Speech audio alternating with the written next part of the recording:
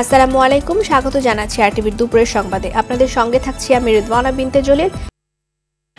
অবৈধ বিদ্যুৎ ব্যবহার করে চার্জ দিয়ে ব্যাটারি চালিত রিকশা বন্ধ নিয়ে অনেক দিন ধরেই বিভিন্ন মহলে কথা উঠছিল। সংবাদ প্রচার হয় বিভিন্ন গণমাধ্যমে, তবে শেষ পর্যন্ত সরকারের উচ্চ পর্যায় থেকে ঢাকার 2 সিটি কর্পোরেশন এলাকায় ব্যাটারি চালিত রিকশা চলাচল বন্ধের নির্দেশ দেন সড়ক পরিবহন এবং সেতুমন্ত্রী ওবায়দুল কাদের। তবে রাজধানীর বেশিরভাগ এলাকায় এখনও দেদারসে চলাচল করছে এসব রিকশা। হেলমেট ছাড়া জ্বালানি বিক্রি বন্ধের নির্দেশ দেওয়া হলেও তার প্রতিফলনও দেখা যাচ্ছে না। সাকিবুর রহমানের রিপোর্ট। রাজধানী সহ সারা দেশেই বেড়েছে ব্যাটারি চালিত রিকশার ব্যবহার। তবে অবৈধভাবে বিদ্যুতের ব্যবহার, নিয়ন্ত্রণহীন চলাচল ও দুর্ঘটনার কারণে ঢাকা সিটিতে এই যানবাহন চলাচলে দেয়া হয় নিষেধাজ্ঞা। যদিও কোনো এলাকায় দেখা যায়নি সেই নিয়ম মানতে। আগের মতোই দেদারসে চলছে এসব রিকশা। চালকরা বলছেন, হঠাৎ করে বন্ধ করে দিলে পরিবার নিয়ে পথে বসতে হবে। আগে বিকল্প কর্মসংস্থান নিশ্চিতের দাবি জানান তারা। 2 বছর ধরে আমি 1 বছর ধরে অটো রিকশা চালাবার লাগছি, আর 1 বছর ধরে বইয়ে খাইছি। এটা বন্ধ হলে আমরা কি করে খাবো? কারণ হাজার হাজার মানুষ বেকার হইব আর দেশে চুরি চিন্তা বাইরে যাবো।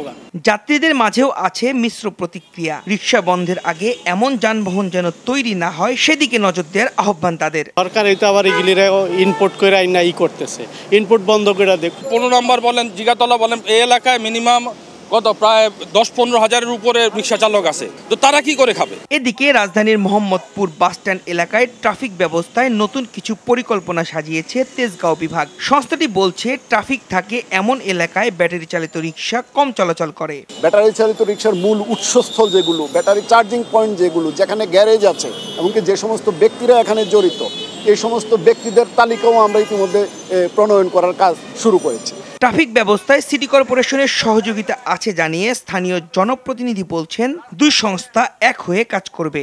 আইন শৃঙ্খলা বাহিনীকে নিয়ে ধরতে যায় বা আটকায়, তখন তারা সপরিবারে এসে হয় থানায় নাহলে কাউন্সিলর অফিসে এসে ভিড় করে, যে তারা কিভাবে চলবে।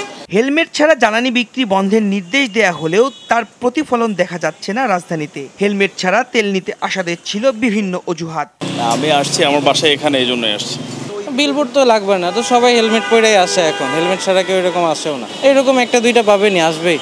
সারা দেশে এই নিয়ম মানতে বলা হলেও তার বাস্তবায়ন দেখা যায়নি। হেলমেট ছাড়াই পাম্পগুলো থেকে জ্বালানি নিচ্ছেন মোটরসাইকেল চালকরা। সাকিবুর রহমান, আরটিভি, ঢাকা।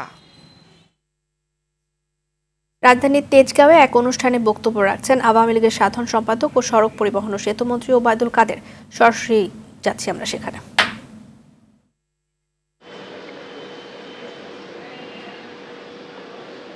এই প্রশ্নটা আমাকে না করে মির্জা ফখরুলকে করুন। তিনি কিভাবে জানলেন যুক্তরাষ্ট্রের অবস্থা এখনো আগের জায়গা?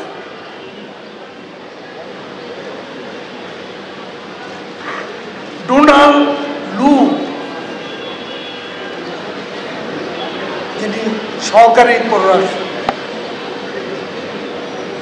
তার বক্তব্য কি ফখরুল সাহেব শুনাননি?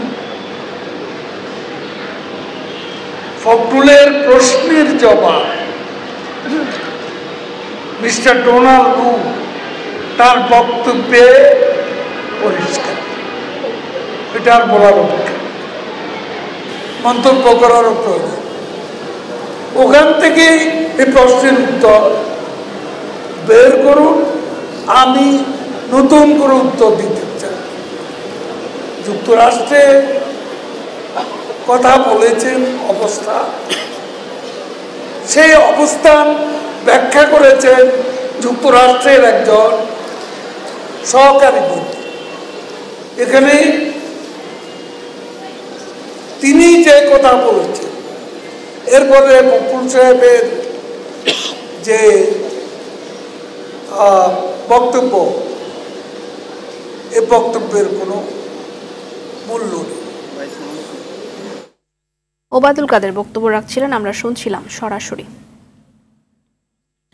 মৃদু থেকে মাঝারি ধরনের তাপপ্রবাহ বয়ে যাচ্ছে রংপুর, রাজশাহী, ময়মনসিংহ, ঢাকা, খুলনা, বরিশাল, চট্টগ্রাম এবং সিলেট বিভাগের উপর দিয়ে এবং তা আগামী 72 ঘন্টা অব্যাহত থাকবে বলে জানিয়েছে আবহাওয়া অধিদপ্তর। আবহাওয়া অধিদপ্তর বলছে জলীয় বাষ্প বেশি থাকায় এই এলাকাগুলোতে অস্বস্তিকর পরিস্থিতি সৃষ্টি হচ্ছে। চট্টগ্রাম বিভাগের কিছু এলাকা বাদ দিয়ে দেশের প্রায় সর্বত্র মৃদু থেকে মাঝারি তাপপ্রবাহ বয়ে যাচ্ছে। এই তাপমাত্রা আগামী শনিবার পর্যন্ত অব্যাহত থাকতে পারে। সকাল 9টায় প্রকাশিত অধিদপ্তরের নিয়মিত বুলেটিনে এই তথ্য জানানো হয়েছে। আর এ সময় তাপমাত্রা 36 থেকে 40 ডিগ্রি সেলসিয়াসের মধ্যে থাকতে পারে। এছাড়া সারা দেশে অস্থায়ীভাবে আংশিক মেঘলা আকাশ সহ আবহাওয়া শুষ্ক থাকবে বলে সিলেট বিভাগের 2-1 জায়গায় অস্থায়ীভাবে দমকা হাওয়া সহ বৃষ্টি হতে পারে। এদিকে তীব্র গরমে চুয়াডাঙ্গা, মেহেরপুর, যশোর, রাজশাহীতে দুর্ভোগে রয়েছেন মানুষ।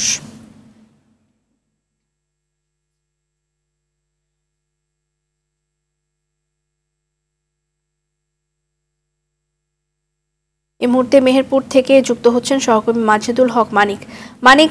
আবহাওয়ার যে পূর্বাভাস দেওয়া হয়েছে গরম কিছুটা বেশি থাকবে, তো জনজীবনে কি পরিস্থিতি একটু জানবো আপনার সেখানকার খবর।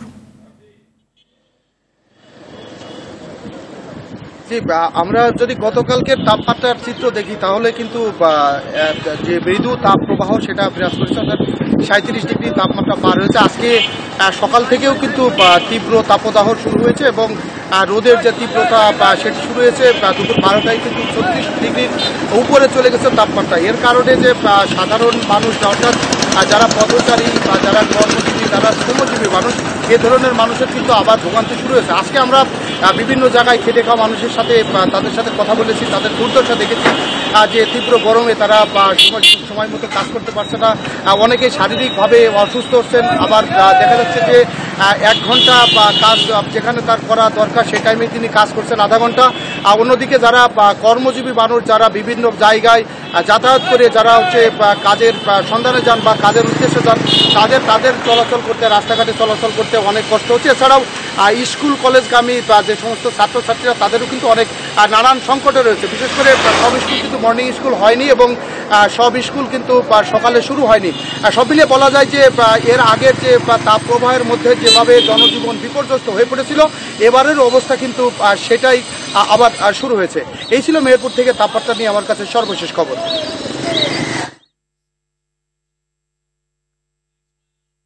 অনেক ধন্যবাদ আপনাকে। বাজারে হু হু করে বাড়ছে মাছ, মাংস এবং ডিম সহ নিত্যপণ্যের দাম, যার ফলে আমিষের চাহিদা মেটাতে হিমশিম খাচ্ছেন সীমিত আয়ের মানুষ। সপ্তাহের ব্যবধানে ব্রয়লার মুরগি কেজিতে বেড়েছে 20 থেকে 30 টাকা, সঙ্গে বেড়েছে ডিমের দামও। কিছুদিন আগেরও 35 থেকে 40 টাকা হালি ডিম এখন খুচরা বিক্রি হচ্ছে 50 টাকা হালিতে। ভারত থেকে পেঁয়াজ আমদানি শুরু হলেও প্রভাব নেই বাজারে, বরং 4 দিনের ব্যবধানে কেজিতে দাম বেড়েছে 10 টাকা। কোরবানির ঈদ সামনে রেখে যৌক্তিক কারণ ছাড়াই বেড়ে চলেছে সব ধরনের মশলার দাম। গরুর মাংস বাজার ভেদে 770 থেকে 800 টাকা কেজি দরে বিক্রি হচ্ছে। কেজিতে 100 টাকা বেড়ে খাসির মাংস বিক্রি হচ্ছে 1200 টাকায়।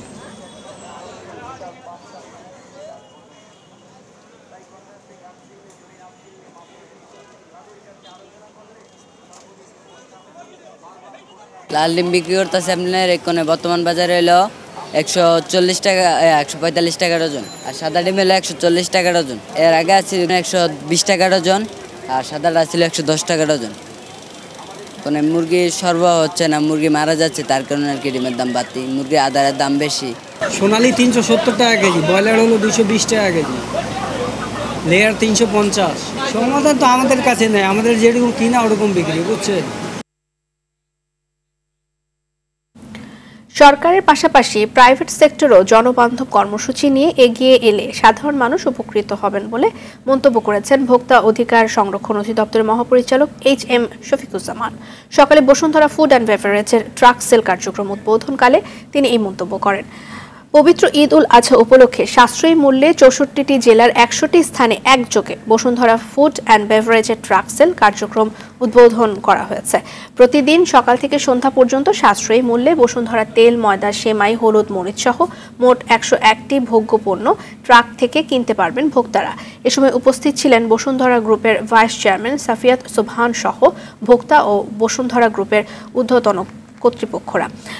দেশ এবং মানুষের কল্যাণে বসুন্ধরা গ্রুপের কার্যক্রম অব্যাহত থাকবে। বসুন্ধরা আজকে যে কার্যক্রম শুরু করলো, এইভাবে যদি অন্যরাও করে তাহলে, এবং শুধু কোনো কর্পোরেট গ্রুপের পক্ষ থেকে না, ব্যক্তি পর্যায়ে এটি সম্ভব। আমাদের এখানে ব্যক্তি পর্যায়ে কিন্তু এখন মানুষ এখানে আমরা মানে তাদেরও এগিয়ে আসার সুযোগ আছে, এবং এটি শুধু যেটা বলি সিএসআর যে কর্পোরেট সোশ্যাল রেসপন্সিবিলিটি, এটি যেমন একটা দিক আছে, তারপরেও যেটি আছে যে এই মানুষগুলো যদি মানে ভালোভাবে বেঁচে থাকে তাহলেই কিন্তু এই ব্যবসার উন্নতি হবে। 2024-25 অর্থ বছরের জন্য 2,65,000 কোটি টাকার উন্নয়ন বাজেট চূড়ান্ত করেছে পরিকল্পনা কমিশন। রাজধানীর শেরে বাংলা নগরে জাতীয় অর্থনৈতিক পরিষদ সভায় তা অনুমোদন করা হয়েছে। সভায় সভাপতিত্ব করেন একনেক চেয়ারপারসন এবং প্রধানমন্ত্রী শেখ হাসিনা। গত 7 মে পরিকল্পনা কমিশনের বর্ধিত সভায় এডিপির খসড়া চূড়ান্ত করা হয়। পরিকল্পনা কমিশন জানায়, পরিবহন এবং যোগাযোগ খাতে সর্বোচ্চ বরাদ্দ দেওয়া হচ্ছে আগামী অর্থ বছরে। 2,65,000 কোটি টাকার মধ্যে সরকারি তহবিল থেকে 1,65,000 কোটি এবং বৈদেশিক ঋণ থেকে 1 লাখ কোটি টাকা ব্যয়ের লক্ষ্য নির্ধারণ করা হয়েছে। আগামী অর্থ বছরের জন্য নতুন এডিপির যে আকার নির্ধারণ করা হয়েছে, এটি চলতি অর্থ বছরের মূল এডিপির তুলনায় 2,000 কোটি বা 0.76% বেশি। মন্ত্রণালয় ভিত্তিক সর্বোচ্চ বরাদ্দ পাবে স্থানীয় সরকার বিভাগ। তাদের জন্য বরাদ্দ থাকছে 38,808 কোটি 88 লাখ টাকা। আগামী অর্থ বছরের এডিপিতে বরাদ্দ সহ মোট প্রকল্প থাকছে 1,337টি।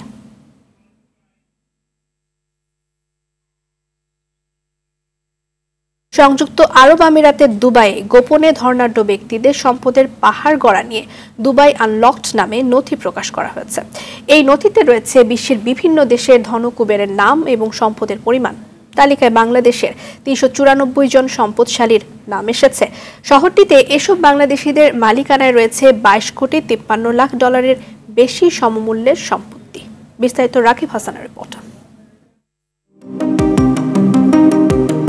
ধনী ব্যক্তিরা গোপনে সম্পদের পাহাড় গড়ে তুলছে সংযুক্ত আরব আমিরাতের দুবাইয়ে। ফাঁস হওয়া নথিতে প্রকাশ্যে এসেছে তাদের নাম ও সম্পদের পরিমাণ। বৈশ্বিক একটি অনুসন্ধানী সাংবাদিকতা প্রকল্পের ফাঁস হওয়া এ তালিকায় ব্যবসায়ী ও রাজনৈতিক ব্যক্তিত্ব থেকে শুরু করে বৈশ্বিক নিষেধাজ্ঞায় থাকা ব্যক্তি, অর্থ পাচারকারী ও অপরাধীদের নামও রয়েছে। মঙ্গলবার দুবাই আনলক নামের এই নথিতে রয়েছে অন্তত 394 জন বাংলাদেশি। শহরটিতে বাংলাদেশিদের মালিকানায় রয়েছে 641টি সম্পত্তি। বাংলাদেশিদের মালিকানায় থাকা এসব সম্পত্তির মূল্য 22 কোটি 53 লাখ ডলারেরও বেশি। তবে বাংলাদেশিদের সম্পদ ও মালিকানার তথ্য জানানো হলেও তাদের বিষয়ে বিস্তারিত কোনো তথ্য প্রকাশ করা হয়নি।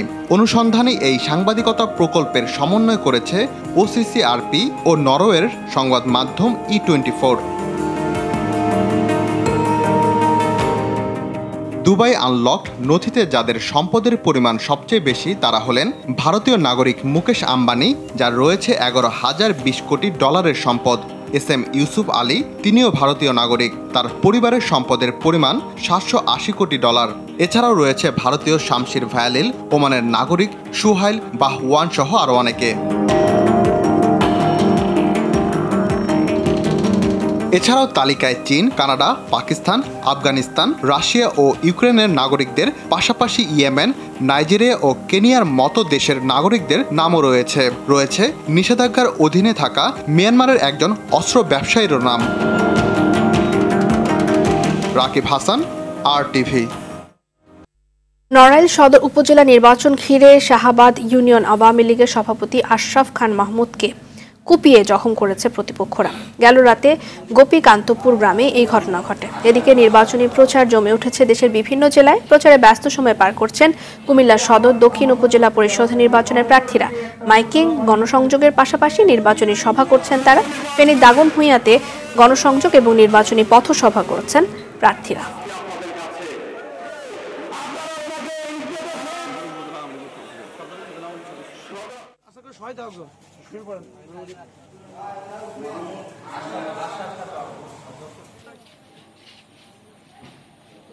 আবার তামাশা করতে এলাকায় দ্বিতীয় ধাপের উপজেলা নির্বাচনের প্রচার জমে উঠেছে। ভোটারদের দ্বারে দ্বারে যাচ্ছেন প্রার্থীরা। এই মুহূর্তে টাঙ্গাইল থেকে সঙ্গে যুক্ত হচ্ছেন আমাদের সাথে কামাল হোসেন।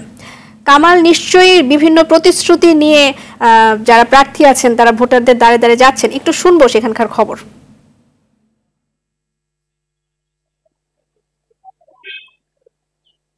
জি রেতন, আপনাকে ধন্যবাদ। আসলে ষষ্ঠ উপজেলা পরিষদ নির্বাচনের দ্বিতীয় ধাপে টাঙ্গাইলের ভূঁইয়াপুর উপজেলা পরিষদের নির্বাচন অনুষ্ঠিত হবে। তো এই উপজেলাটিতে কিন্তু চেয়ারম্যান পদে 5 জন, মহিলা ভাইস চেয়ারম্যান পদে 4 জন এবং ভাইস চেয়ারম্যান পদে 4 জন প্রার্থী কিন্তু প্রতিদ্বন্দ্বিতা করছেন। তবে এখানে একটি বিষয় উল্লেখ করতে চাই যে চেয়ারম্যান পদে উপজেলা আওয়ামী লীগের সাধারণ সম্পাদক তাহিরুল ইসলাম তোতা এবং জেলা আওয়ামী লীগের সদস্য আমিরুল ইসলাম তালুকদার বিদ্যুৎ কিন্তু প্রার্থীতা তাদের প্রচার করে নিয়েছেন, মানে নির্বাচন থেকে তারা সরিয়ে দাঁড়িয়েছেন। তবে এখন পর্যন্ত 3 জন প্রার্থী কিন্তু আমরা মাঠে দেখতে পাচ্ছি, তারা ভোটারদের দ্বারে দ্বারে যাচ্ছেন। এর মধ্যে রয়েছেন বর্তমান উপজেলা চেয়ারম্যান নার্গিস আক্তার এবং বিএনপি থেকে একজন প্রার্থী কিন্তু নির্বাচনে অংশগ্রহণ করছেন। তিনি উপজেলা বিএনপির সহসভাপতি, তাকে কিন্তু ইতিমধ্যেই এই দল থেকে বহিষ্কার করা হয়েছে। মোস্তাফিজুর রহমান তালুকদার বাবলু ঘোড়া প্রতীক নিয়ে তিনি নির্বাচনে অংশগ্রহণ করছেন। এছাড়াও আওয়ামী লীগের আরেক নেতা রয়েছেন ফিরোজ চৌধুরী, তিনি কিন্তু হেলিকপ্টার প্রতীকে নির্বাচনে গণসংযোগ চালিয়ে যাচ্ছেন। এখানে যে হেলিকপ্টার প্রতীক এবং যে দোয়াত কলম এবং ঘোড়া প্রতীকে 3 প্রার্থীর মধ্যে কিন্তু ত্রিমুখী লড়াই হওয়ার সম্ভাবনা রয়েছে। এখানে যে ভাইস চেয়ারম্যান রয়েছে, যে 2 জন প্রার্থী এখানে টিউবওয়েল প্রতীকের আরিফুল হক আরজু এবং মনিরুল ইসলাম বাবু তালা প্রতীকে এই 2 প্রার্থীর মধ্যে কিন্তু তুমুল প্রতিদ্বন্দ্বিতা হবে। এছাড়াও এই টাঙ্গাইলে আরো 2টি উপজেলা পরিষদের নির্বাচনে ভোট গ্রহণ অনুষ্ঠিত হবে, ঘাটাইল এবং কালিহাতী। ঘাটাইলের চেয়ারম্যান পদে 2 জন, ভাইস চেয়ারম্যান পদে 3 জন এবং মহিলা ভাইস চেয়ারম্যান পদে 3 জন প্রার্থী কিন্তু প্রতিদ্বন্দ্বিতা করছেন। এছাড়াও পার্শ্ববর্তী যে কালিহাতী উপজেলা রয়েছে, কালিহাতী উপজেলায় চেয়ারম্যান পদে 3 জন, ভাইস চেয়ারম্যান পদে 5 জন এবং মহিলা ভাইস চেয়ারম্যান পদে 2 জন প্রার্থী প্রতিদ্বন্দ্বিতা করছেন। এখানে এই কালিহাতীতে যে বিষয়টি লক্ষণীয় তা হচ্ছে যে লতিফ সিদ্দিকী এবং কাদের সিদ্দিকী, বঙ্গবীর কাদের সিদ্দিকীর যে ভাই আজাদ সিদ্দিকী রয়েছেন, তিনি কিন্তু এবার উপজেলা পরিষদের চেয়ারম্যান পদে নির্বাচনে অংশ নিচ্ছেন। এখানে উপজেলা আওয়ামী লীগের যিনি সাধারণ সম্পাদক রয়েছেন আনোয়ার হোসেন মোল্লা, তিনি কিন্তু নির্বাচনে অংশ নিচ্ছেন। সেক্ষেত্রে এখানে যে উপজেলা আওয়ামী লীগের সাধারণ সম্পাদক আনোয়ার হোসেন মোল্লা এবং বঙ্গবীর কাদের সিদ্দিকী এবং লতিফ সিদ্দিকীর ভাই যিনি রয়েছেন আজাদ সিদ্দিকী, তার সাথে একটু হাড্ডাহাড্ডি লড়াই হবে, আমরা বুঝতে পারছি কিছুটা। ধন্যবাদ। টাঙ্গাইল থেকে যোগ দিয়েছিলেন কামাল হোসেন। যুক্তরাষ্ট্রের দক্ষিণ এবং মধ্য এশিয়া বিষয়ক সহকারী পররাষ্ট্রমন্ত্রী ডোনাল্ড লু 2 দিনের সফর শেষে ঢাকা ছেড়েছেন। ভোর পৌনে 4টার দিকে তাকে বহনকারী বিমানটি শাহজালাল বিমানবন্দর ত্যাগ করে। আর এই সফরে তিনি সরকারি এবং বেসরকারি বিভিন্ন পর্যায়ের কয়েকটি বৈঠক এবং মতবিনিময় সভায় অংশ নেন। গত 14 মে ঢাকায় আসেন ডোনাল্ড লু। এর আগে তিনি ভারত এবং শ্রীলঙ্কা সফর করেন। চলতি বছর 7 জানুয়ারি নির্বাচনের পর আওয়ামী লীগের নেতৃত্বে নতুন সরকার ক্ষমতায় আসার পর ডোনাল্ড লুর এটাই ছিল প্রথম ঢাকা সফর।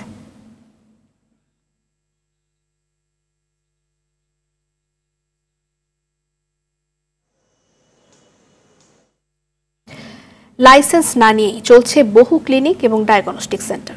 অবৈধ এসব প্রতিষ্ঠানে সেবা নিতে যে ঝুঁকিতে পড়ছেন রোগী, হচ্ছেন প্রতারিত। বছরের পর বছর এসব চললেও লোক দেখানো অভিযান ছাড়া পদক্ষেপ নেই কর্তৃপক্ষের। ঢাকার সিভিল সার্জন জানান যে আবারও হবে অভিযান। বিশেষজ্ঞরা বলছেন কঠোর ব্যবস্থা আর শস্যের ভেতরের ভূত তাড়াতে না পারলে অভিযানে কোনো কাজ হবে না। স্বাস্থ্য খাতের বেহাল দশা নিয়ে দীপ্ত চন্দ্র পালের ধারাবাহিকের আজ 2য় পর্ব ছবি তুলেছেন আলাউদ্দিন আলী।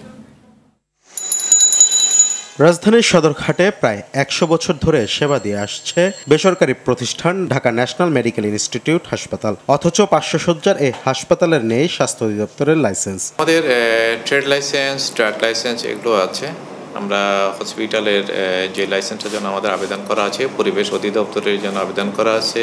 আমি এখনো অফিসিয়ালি দায়িত্বভার গ্রহণ করিনি, মাত্র 2-3 দিন হয়েছে আমাকে চিঠি দেওয়া হয়েছে।